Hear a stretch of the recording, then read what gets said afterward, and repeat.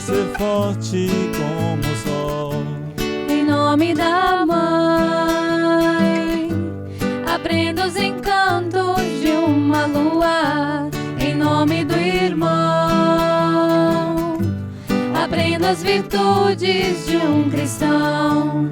Jesus é mãe, É pai, Filho, irmão celeste. Ó Mestre, sou o universo dentro do universo da família, a caminho do milênio do amor. Oh, oh, oh, oh, oh, oh.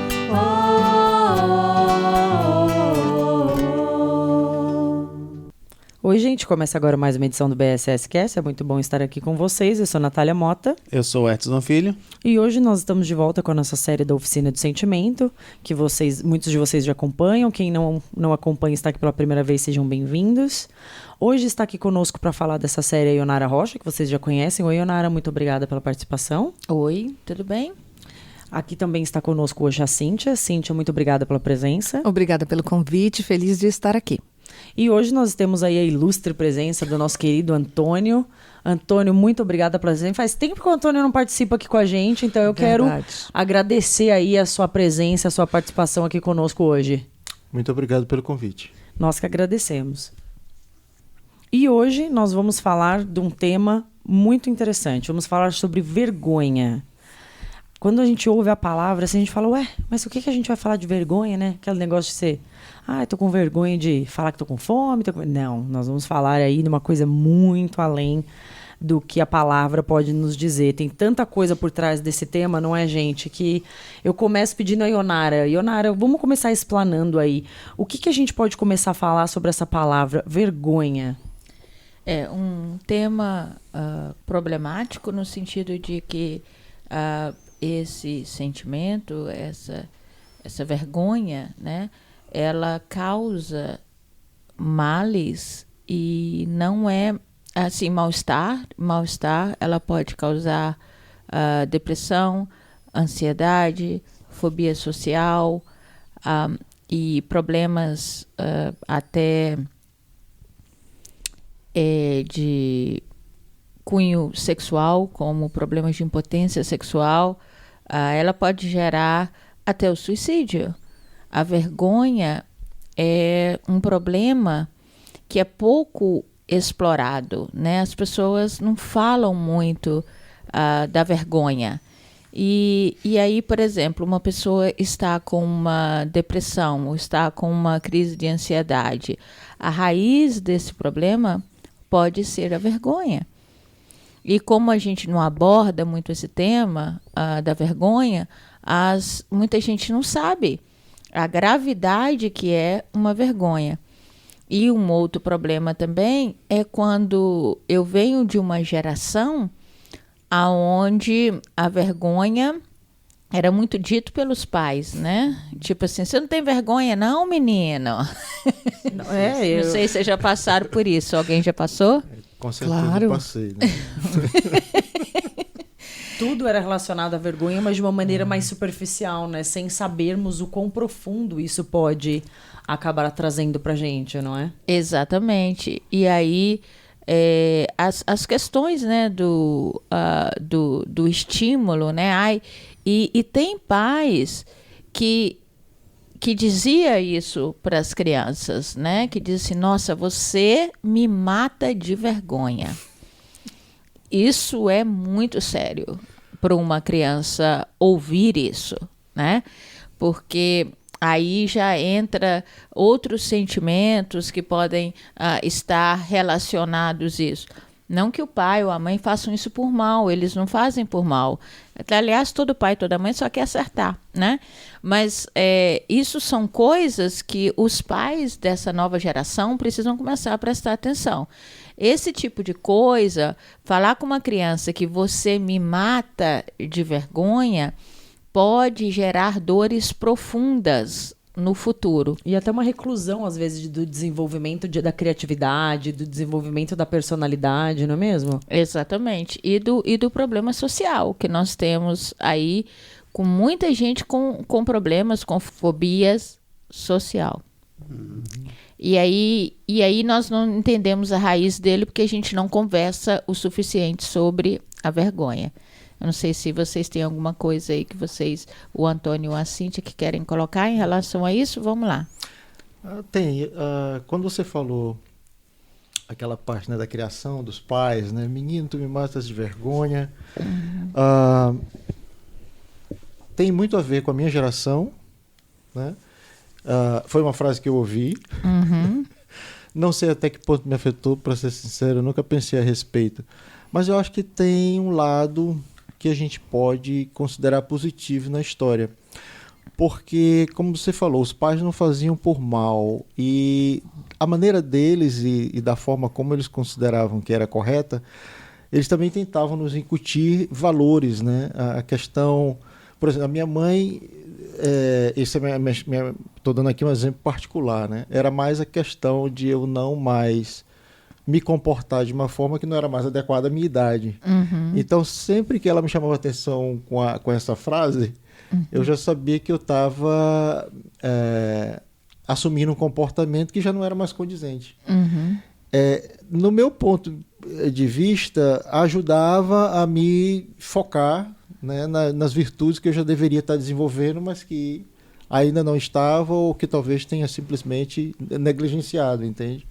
Então eu vejo que sim, concordo que pode levar a problemas graves quando isso não é trabalhado de uma forma mais aberta, mas por outro lado também é meio que aquela cutucada, né? Deixa eu te fazer uma pergunta, isso é bom de né? geração. Você já falou isso para os seus filhos? Para os meus filhos, não. Ok. Não falei para os meus filhos. Porque isso não é necessário. Entendeu? Você pode ensinar valores para o filho sem usar esse tipo de frase. Do jeito que você fez. Isso. Quer dizer, eu acho que no meu caso, novamente, essa é a minha experiência particular, viu? Eu não sinto... eu acho que eles fizeram os melhores. O melhor que podiam. Sim, claro. De forma nenhuma... Aqui é uma crítica. Não, de jeito nenhum. É só o fato de que eu vejo os dois aspectos, né? O positivo com relação a você lembrar determinados valores que, no meu caso, enquanto adolescente ou criança, eu já deveria ter incorporado, mas há o lado que eu admito, eu concordo com você, que se não é uma questão que é trabalhada, isso pode levar, sim, a traumas futuros na fase adulta, né? E tudo depende de como a criança interpreta isso, né? Porque a vergonha, vamos tentar definir? A vergonha é um estado que você se sente inadequado. Tá? O que gera a vergonha? Quais são os momentos da sua vida que você tem vergonha? Geralmente... Quando a vergonha pode ser... relacionada à beleza. Por exemplo, se eu me acho feia, então eu me acho inferior ao padrão de beleza. Exato. Se eu, por exemplo, se eu tenho vergonha de ser feia, é por causa disso, porque eu acho que a beleza está superior a mim. Se eu tenho vergonha porque eu sou pobre, é que eu acho que a riqueza, ela está superior a mim. Eu me sinto inferior. E eu me sinto padrão. Fora do padrão. Quando vocês estavam falando, eu estava meditando aqui, e tudo que vocês me falaram me fez eu pensar em quebrar regra. Vergonha é quando eu quebro a regra. Porque vergonha e culpa estão atreladas. Sim, muito atreladas. Existe uma diferença bem sutil, mas bem grande, acho ótimo você ter trazido isso, entre vergonha e culpa. Porque a culpa é de algo que você fez ou deixou de fazer. E a vergonha é de você, da forma que você é. Então ela é pior. Porque é um sentimento que tem relação a você, a sua personalidade, ao modo de você agir. Então a pessoa se sente o quê? inadequada. Ela se sente como se ela fosse algo como Fora do tom. fora do tom, e ela pode ser o gatilho dessa vergonha pode ser uma outra pessoa, pode ser uma pessoa que faz uma piada com você, ou faz uma coisa e você, naquele momento que aquela pessoa faz aquela piada com você, você sente aquele sentimento de awkward. Você se sente constrangido, né? Você se Isso. sente constrangido. Isso. E isso é um processo de autovalorização. Né? Então, a vergonha é sério por causa disso. Porque é como se você não se sentisse valorizada naquele momento. Então, alguém faz uma piada com você, você fica completamente, chega a dar... Ela tem reações físicas, quem nunca sentiu, a pessoa ficar vermelha, né? Diante de um processo de vergonha. Quem aqui tem uma história quando criança e que não se lembra de um momento que você passou muita vergonha? E aí dá palpitação, né? Tem aquela palpitação, mas que você começa a ficar quente, né? Daquela sensação, aquela quentura no corpo, você fala, meu Deus. E quando todo mundo ri de você? Exatamente. Você está numa sala de aula e por que você nunca esquece esse momento? Né? Pelo Porque é um momento constrangimento. traumático. É um momento traumático. Você está numa sala, alguma coisa acontece e você, sei lá, sem querer você faz uma coisa e todo mundo ri de você. Como aquela criança sente quando todo mundo ri dela na escola? Como que ela vai digerir isso? Ela não lembra, ela lembra geralmente você lembra da situação, raramente você passa uma situação de muita vergonha e esquece. Você sempre lembra. Você lembra porque foi um momento traumático. E como que você traz esse trauma, esse momento traumático para a sua vida. E a gente não percebe o link daquele momento e de como você se sente awkward. Como Os você gatilhos se sente... que trazem aquele sentimento de volta. Exatamente. E se a gente não sentir percebe, não consegue trabalhar. de autovalorização, de não pertencer. Como a Cíntia estava dizendo, aquele momento, né? Que ela falou, é a questão, o que a sociedade tem como aceitável? As regras, né? Me remete muito às regras. Tudo que vocês estão falando me remete a regras. Quando eu quebro as regras, eu me sinto inadequada. Mas tem um outro lado muito bom para mim, né? Porque eu sou meio awkward, como você falou. Eu me sinto assim.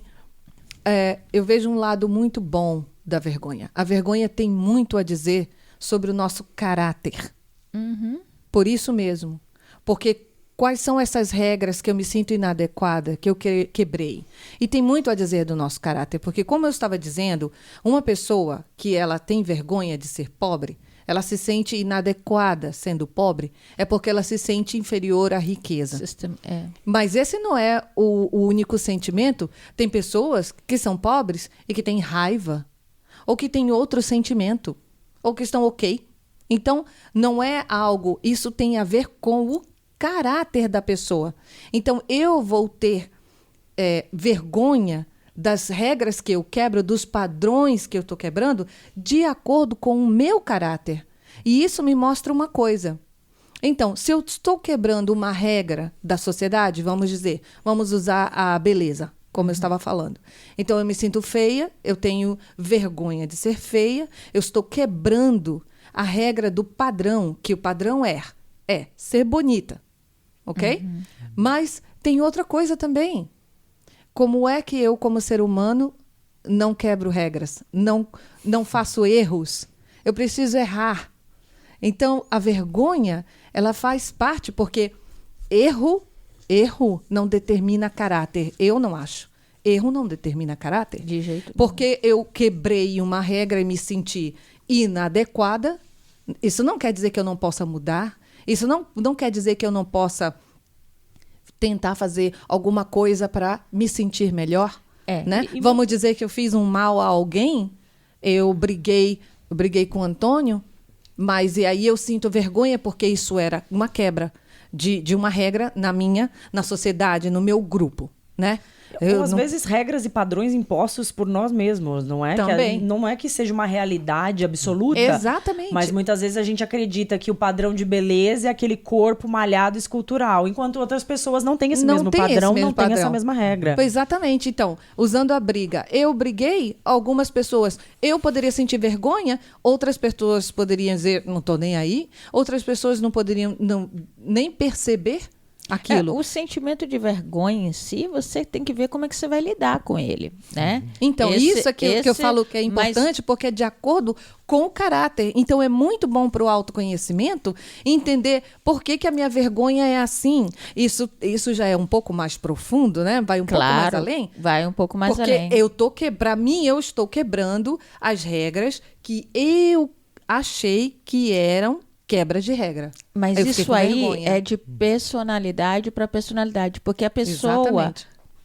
Aliás, segundo Jung, tudo que acontece na sua vida, você tem que juntar 2 fatores, o acontecimento e o caráter. Então, o caráter vai interferir em todos os sentimentos, sem exceção. Inclusive no orgulho, na vergonha, em tudo que você pedir, o caráter sempre está lá para... E a vergonha é oculta, né? É um sentimento oculto. Isso. Mas o que acontece? Ela é nociva, né? Por quê? Porque às vezes, nós temos uma personalidade que isso nos encanta. Quebrar a regra nos encanta, né? Agora, tem personalidades que nem procuram quebrar regras. E elas já se sentem como se elas não pertencessem a um ambiente, entende? Elas não vão para lá e falar assim, olha, eu vou quebrar a regra, embora isso possa acontecer. Você vê aquelas pessoas, aqueles adolescentes, que eles querem se vestir só de preto, que eles colocam piercing em todos os lugares. Eles são pessoas que stand up, né? Que se defendem de uma sociedade e eles querem quebrar regras. São pessoas extremamente importantes para a gente receber. Mas quem mais tem problema com a vergonha são exatamente aquelas pessoas que não querem quebrar a regra. Exato. Eles só querem se sentirem aceitos. Sim.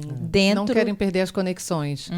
Dentro de uma sociedade. E é esses tipo de pessoas e de personalidades que, por causa da vergonha, entram em processos do que eu falei, de depressão, de ansiedade, e de impotência sexual e de várias outras coisas, né?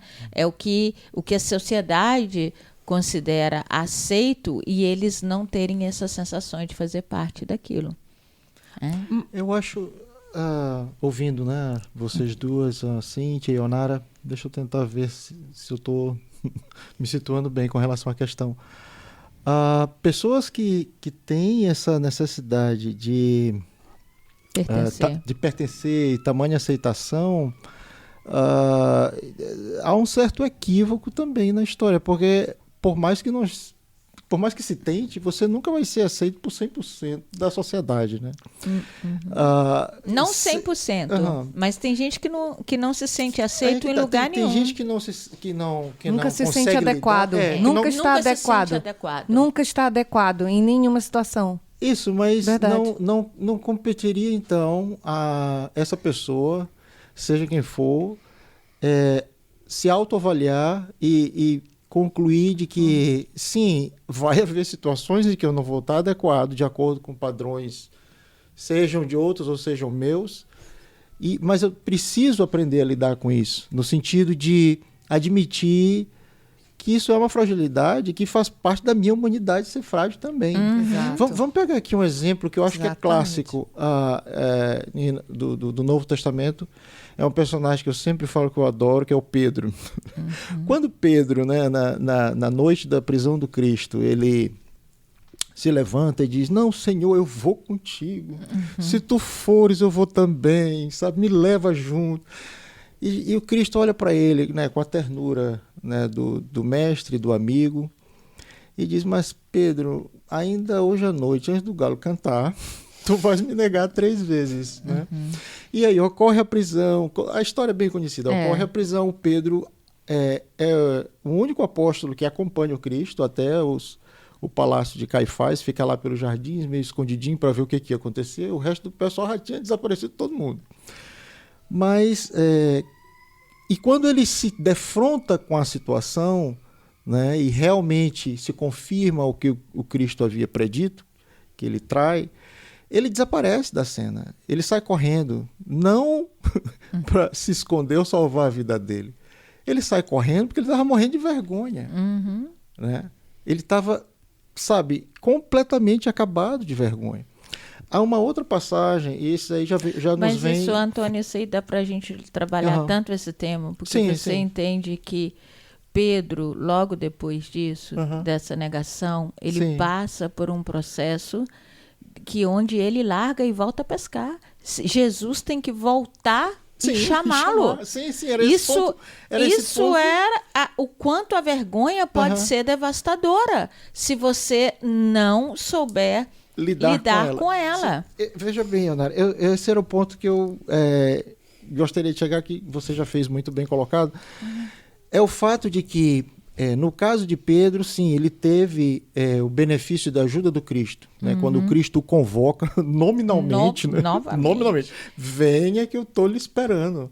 Quer dizer, ele só consegue superar a questão da vergonha que ele passou por conta desse chamado. É verdade. Mas ainda assim, houve a consciência dele de atender ao chamado. Houve a humildade de reconhecer: foi um momento meu de fragilidade. Eu não posso cobrar de mim mais do que isso. Esse é o ponto que eu estou tentando chegar aqui. Então, pessoas que se sentem tão inadequadas a ponto de se praticamente castrarem em relação à vida, está faltando um pouquinho de pé no chão e de humildade de reconhecer que a gente tem fragilidades que devem ser convividas da mesma forma que a gente convive com o sucesso, da mesma forma que se convive com os chamados aspectos quote-unquote positivos, né? Esse é apenas esse ponto que eu gostaria de fazer, né? De frisar, né? Toda emoção que a gente tem, ela tem um lado positivo, senão ela não existiria. Isso. Né? Independente dele, né? De que seja qual for a emoção, aquela emoção da vergonha daquele momento, né? Mas exatamente esse é o problema. Se nós não começarmos a falar sobre esse problema da vergonha e entender o quanto isso é traumático para a gente, né? O quanto nós trazemos os requisitos disso da infância para a gente começar a trabalhar isso, e nós não vamos superar isso. A gente acha que a gente supera, né? A gente fez uma oficina aqui em relação à vergonha. Natália estava, né? Sim, estava.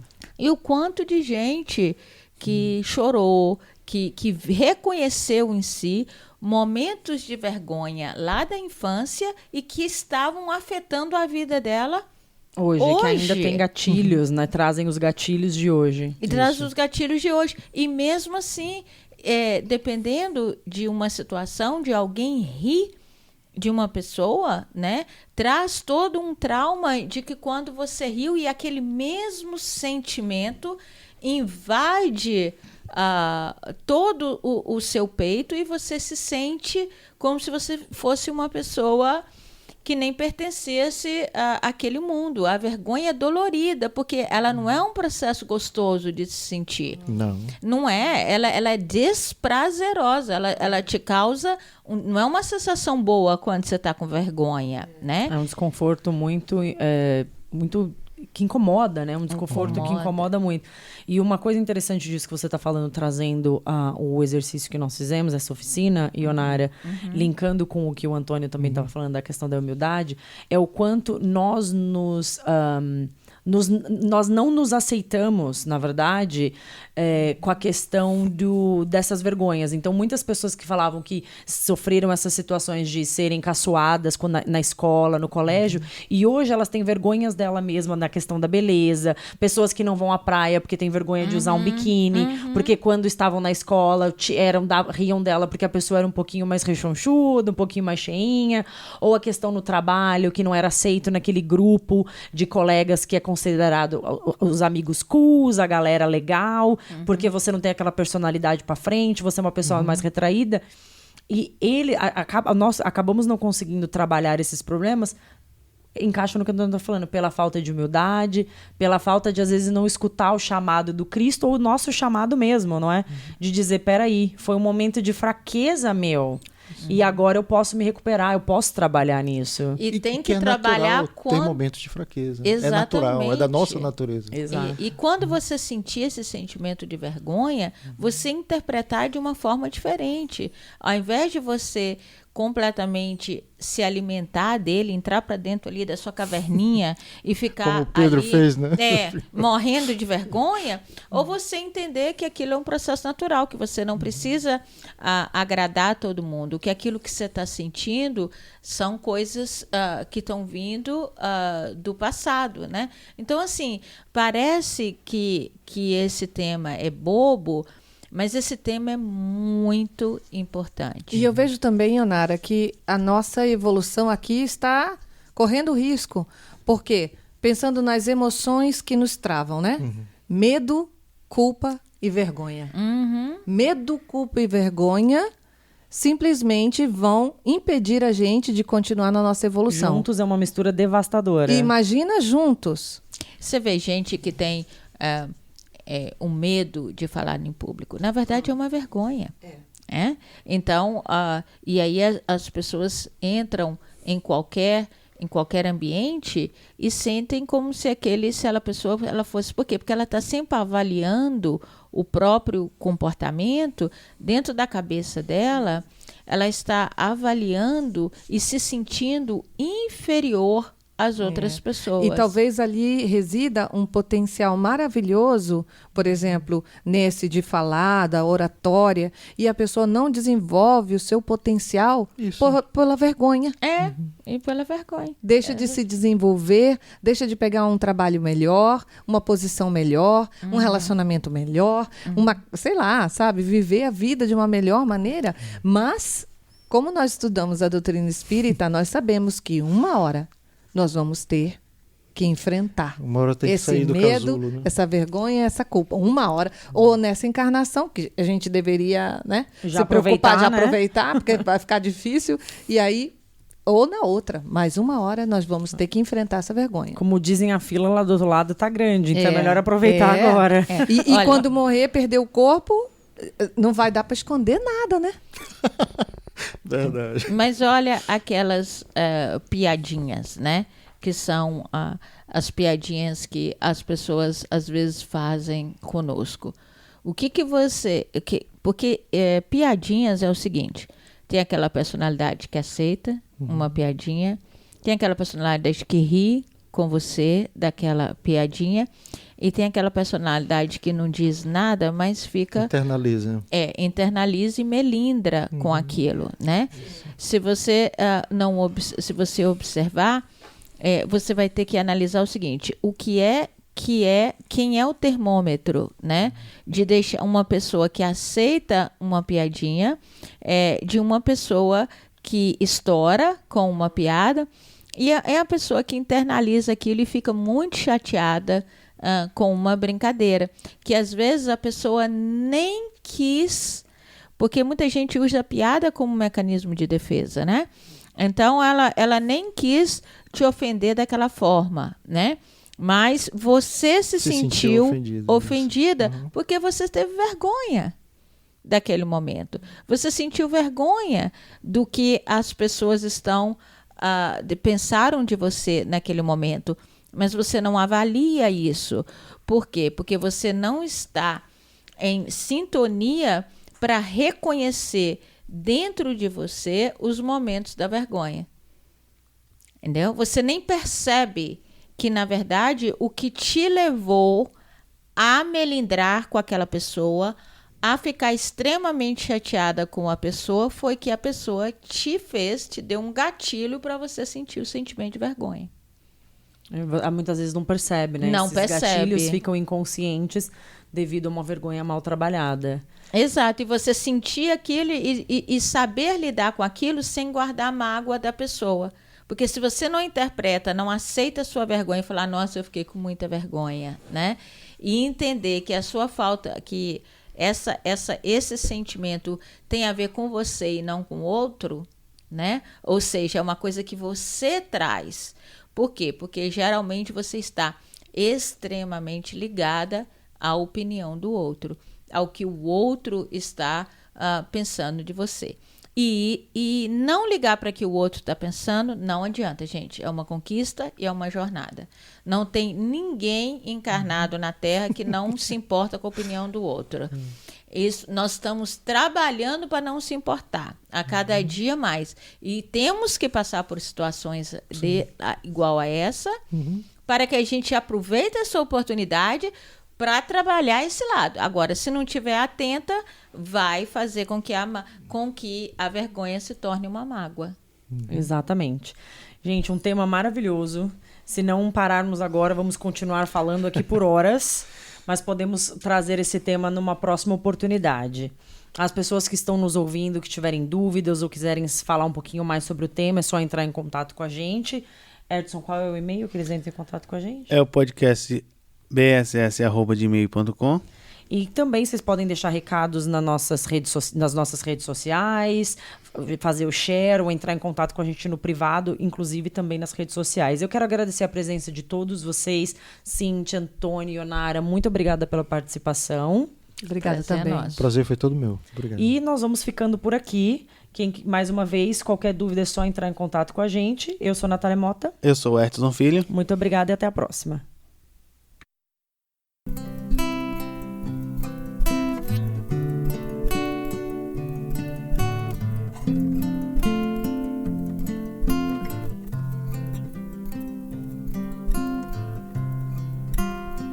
Coração de luz, estrela ao peito, corpo transfigurado em constelação, pés singelos, joelhos ao chão, lava-pés aos pescadores de ilusão. O que divisam esses olhos límpidos que revelam céus na terra e anjos nas feras? O que plasmaram essas mãos perfeitas que elevam os caídos e curam feridas? Fronte de anjo, alteia virtude, captando as divinas revelações. Voz sublime, harmonia, ensinando inovidável às multidões. De ti emanam místicas virtudes.